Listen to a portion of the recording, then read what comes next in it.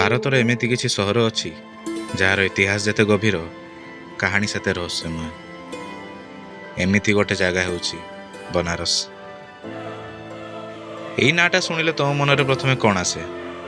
ସେଇ ଫେମସ୍ ଫିଲ୍ମର ସିନ୍ଟା, ନା ସେଇ ରୋମାଣ୍ଟିକ୍ ଗୀତଟା, ବାବା ବିଶ୍ୱନାଥଙ୍କ ସେଇ ଭବ୍ୟ ମନ୍ଦିର, ନା ସେଇ ସନରାଇଜ୍ ଫଟୋ ଗଙ୍ଗା ନଦୀର?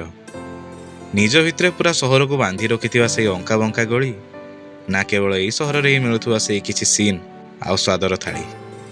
କିନ୍ତୁ ସତ କଥା କହିବି ଯଦି, ମୁଁ ଯେତେବେଳେ ଟ୍ରିପ୍ ପାଇଁ ପ୍ଲାନିଂ ଆରମ୍ଭ କରିନି ଆଉ ଏ ସହର ବିଷୟରେ ପ୍ରଥମେ ଜାଣିନି, ମୋତେ ଲାଗିଲା ଜାଗାଟାକୁ ଟିକେ ବେଶୀ ବଢ଼େଇ ଚଢ଼େଇ ଦେଖାଉଛନ୍ତି।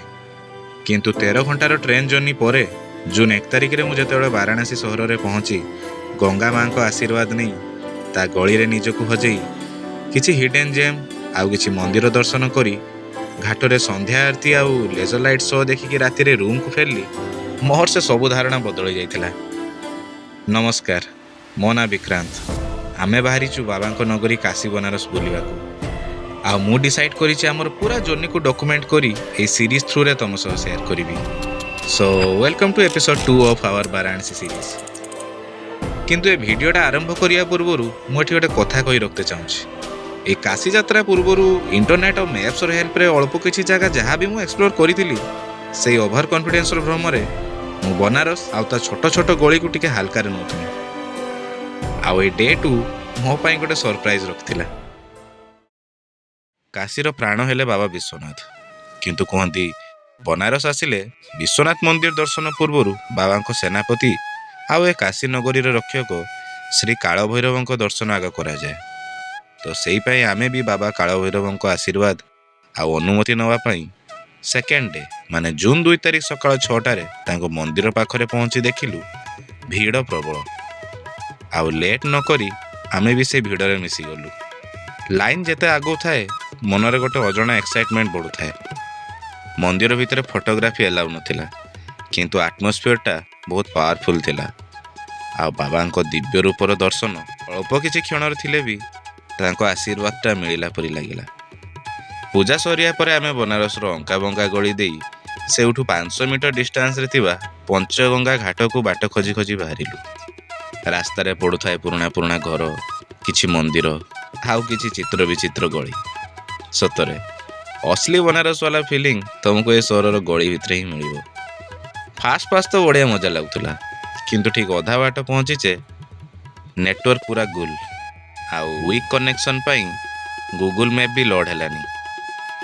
ଗୋଟେ ପଟେ ଥିଲା ବନାରସର ଏଇ ଚକ୍ରବ୍ୟୂହ ଭଳିଆ ଗଳି, ଆର ପଟେ ଥିଲୁ ଆମେ ଦୁହେଁ। ଆଉ ମନ ଭିତରେ ଚାଲିଥିଲା କେ ପଟେ ଯିବା, କାହାକୁ ପଚାରିବା, କିସ କରିବା। କିନ୍ତୁ ଏଇ ଅଜଣା ସହରରେ ବି ମନରେ ଗୋଟେ ଭରସା ଥିଲା, ଏଟା ବାବାଙ୍କ ନଗରୀ, ବାବା ହିଁ ଆମକୁ ମାର୍ଗ ଦେଖେଇବେ। ଆଉ ଠିକ୍ ସେତିକି ବେଳେ ମୁଁ ଦେଖିଲି ମନରେ ଉଠିଥିବା କିଛି ପଦ କଥା ଶବ୍ଦର ରୂପ ନେଇପାରିଲାନି। କିନ୍ତୁ ଜଷ୍ଟ ସାଙ୍ଗେ ସାଙ୍ଗେ କାକା ଜଣେ କେଉଁଠୁ ଦେବଦୂତ ପରି ଆସି କହିଲେ ସେ ବି ପଞ୍ଚଗଙ୍ଗା ଘାଟ ଆଡ଼କୁ ଯାଉଛନ୍ତି, ଆଉ ଆମକୁ ଆମ ଲକ୍ଷ୍ୟ ଆଡ଼କୁ ବାଟେଇ ନେଲେ। କେଇଟି ଗୋଟେ ଶୁଣିଥିନି, ଭ୍ରମଣ ସେ ମିଟେ ଭ୍ରମ।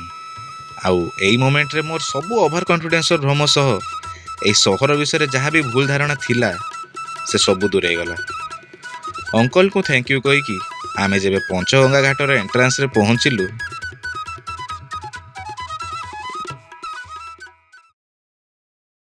ବିଶ୍ୱାସ କରିବନି, ଠିକ୍ ସେତିକି ବେଳେ ଗୁଗୁଲ ମ୍ୟାପ୍ର ବି କନେକ୍ସନ୍ ପୁଣି ଆସିଗଲା। ଆଉ ଅଳ୍ପ ଡିଷ୍ଟାନ୍ସରେ ଏଇ ଘାଟର ମୁଖ୍ୟ ଦ୍ୱାରଟା ଶୋ କଲା। ଭାବିଲେ ଏତେ ଦୂର ଆସେ ଯଦି ଦେଖି ନେବା। ଆଉ ସେଇ ଦ୍ୱାର ପାଖରେ ଯେତେବେଳେ ଆମେ ପହଞ୍ଚିଲୁ, କିଛି ଭ୍ୟୁକୁ ଡେସ୍କ୍ରାଇବ୍ କରିବାକୁ ବେଳେବେଳେ ଶବ୍ଦ କମ୍ ପଡ଼ିଯାଏ।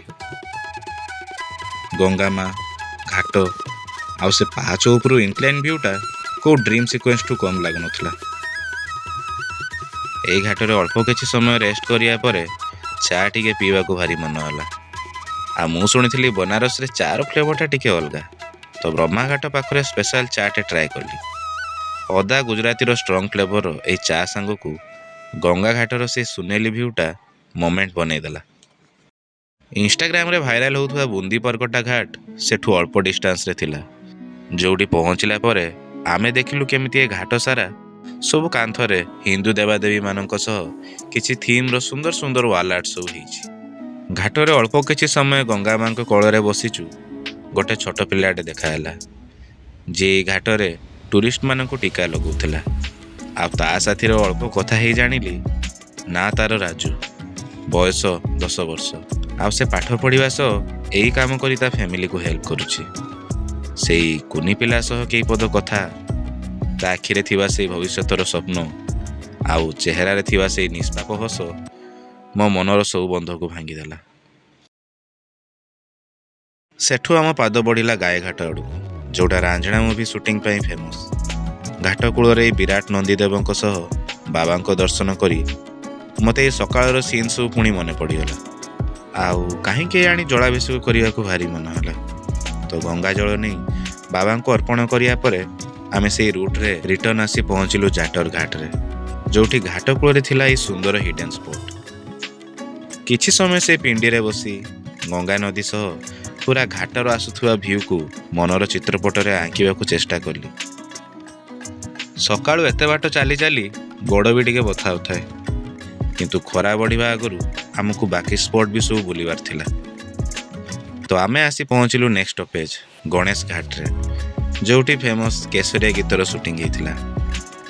କିଛି ସ୍ମୃତି କ୍ୟାପଚର କରି ଘାଟରୁ ଉପରକୁ ଯେବେ ଉଠିଲୁ, ଏଇ ପାଖରେ ଗୋଟେ ଛୋଟ କିନ୍ତୁ ସୁନ୍ଦର ମନ୍ଦିରଟେ ଅଛି ବୋଲି ଶୁଣିଲୁ। ନାଁ ହେଲା ପଞ୍ଚକ୍ରୋଶୀ ମନ୍ଦିର। ଏଠି ଦର୍ଶନ ଆଉ ମନ୍ଦିର ପରିକ୍ରମା ସାରି ଫେରିଲା ବେଳକୁ ଭୋକ ବି ଟିକେ ଟିକେ ଲାଗିଯାଇଥିଲା। ତ ଆମେ ଫଟାଫଟ ଆସି ପହଞ୍ଚିଲୁ ବନାରସର ଠଠେରୀ ବଜାରରେ ଥିବା ଏଇ ପ୍ରସିଦ୍ଧ କଚୋରୀ ଗଳିର ରାମ ଭଣ୍ଡାରରେ। ଆଉ ଟ୍ରାଏ କଲୁ ତାର କିଛି ଫେମସ୍ ଆଇଟମ୍। କିନ୍ତୁ କଚୋରୀ ସାଥିରେ ଚଣା ବୁଟ ଆଉ ଆଳୁ ତରକାରୀର ଏଇ କମ୍ବିନେସନ୍, ପୁଣି ତା ସାଙ୍ଗରେ ଗରମା ଗରମ ଜିଲପିଟା, ବାଃ ବୋବାଲ ଲାଗିଲା। କିନ୍ତୁ ମନ ପୁରିଲା ଯାଇ ବ୍ଲୁ ଲସି ସପ୍ରେ, ଯାହାର ଡ୍ରାଏ ଫ୍ରୁଟ୍ ଲସିଟା ଜବରଦସ୍ତ ହେଇଥିଲା।